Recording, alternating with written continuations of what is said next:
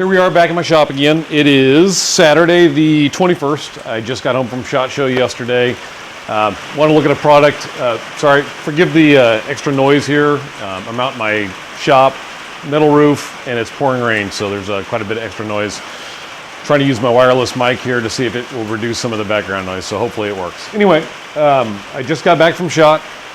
I got this product a couple days prior to leaving for SHOT, but due to work and everything else I had going on, I was unable to look at it prior to leaving for SHOT Show. So anyway, it is the Stock-Lok, and it's from a company called Range Roll.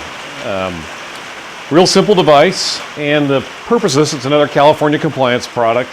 The purpose of this is to take an existing collapsible stock, like a Magpul MOE here, or for that matter, just your basic mil-spec or knockoff mil-spec stock, and make it into a fixed stock. This is AR lower. You've seen this one before. This is the one I installed the Franklin Armory DFM kit into. So before anybody freaks out about me having a collapsible stock on an assault weapon, this has actually got the Franklin Armory DFM kit in it, so it's totally legal as it sits with an adjustable stock and with a pistol grip. So this is going to be for people who are looking to convert their existing bullet button equipped guns, non-featureless guns. If you're looking to convert that to a featureless gun, which requires that the stock not be collapsible or folding. This isn't folding. But, so to take this collapsible stock and make it into a fixed stock, they came out with this product.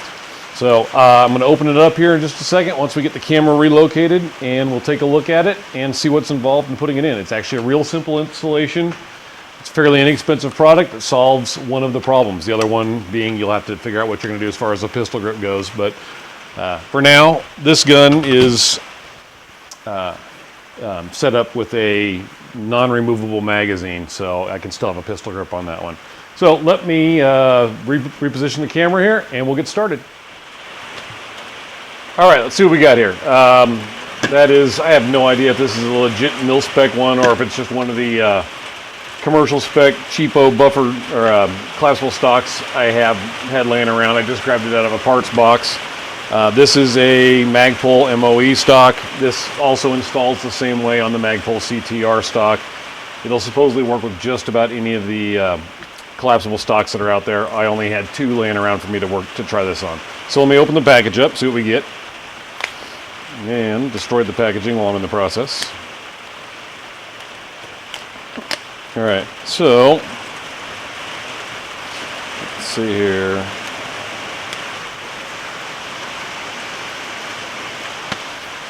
All right, get the staples out of here before I rip my finger open, and open this up. All right, so we've got a Allen screw, an aluminum insert here, two different length Allen screws depending on the stock you're using this on. Let's pull this out if I can get it out of here, see if there's actually any directions. I've watched their installation videos online, so it's not too difficult to install, and it appears there is no actual instructions that come with this, which I'm fine with. Installation is rather simple. So if you're going to install it in a mil-spec style stock, collapsible stock, let me show you what you got to do. Right here on this piece here that is the adjuster. It's the one that, let me remove this here real quick. So on the bottom of your stock, you've got the different holes. That's what allows your stock to lock into place. This piece here is what's going to hold it in place once you've installed it. Both of these function essentially the same way. You push the button and it pulls that pin up out of that recess and allows you to adjust the length. So first step in doing this is to remove this. There's a roll pin through here that holds that in place. So let me grab my roll pin punch and just knock that roll pin out of there.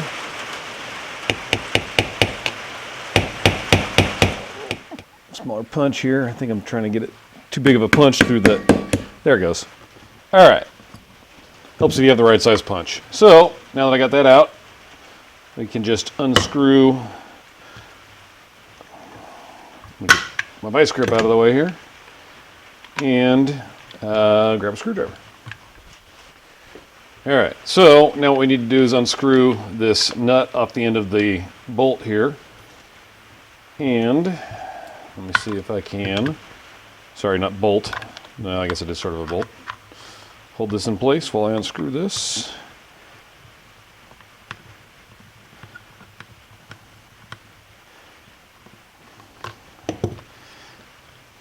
All right, so there is that. Now, this is held in place with a spring from the inside, so we got to try and get that to come out.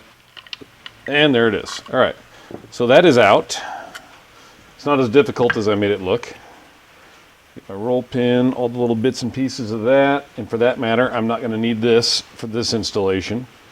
So what we need next is to, if I was going to use this, which I'm not, I'm showing the installation here, I would figure out at what position I want this at.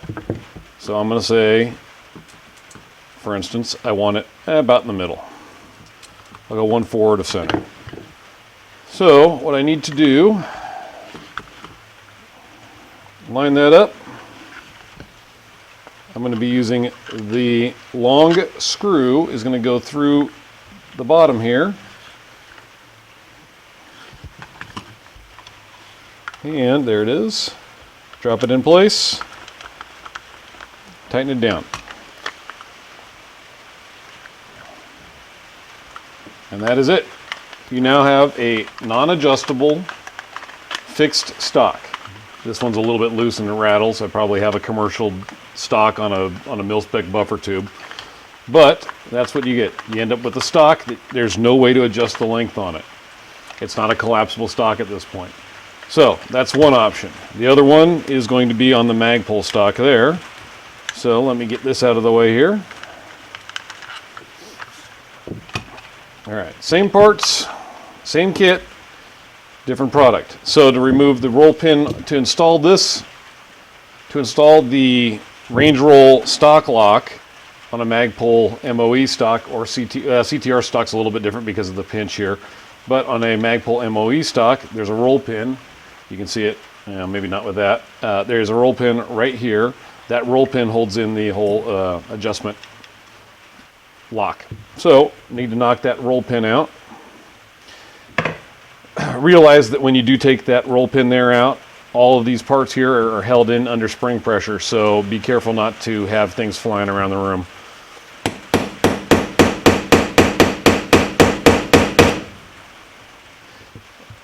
And switch to a different roll pin punch.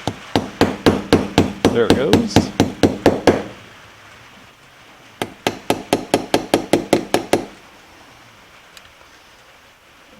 Almost out.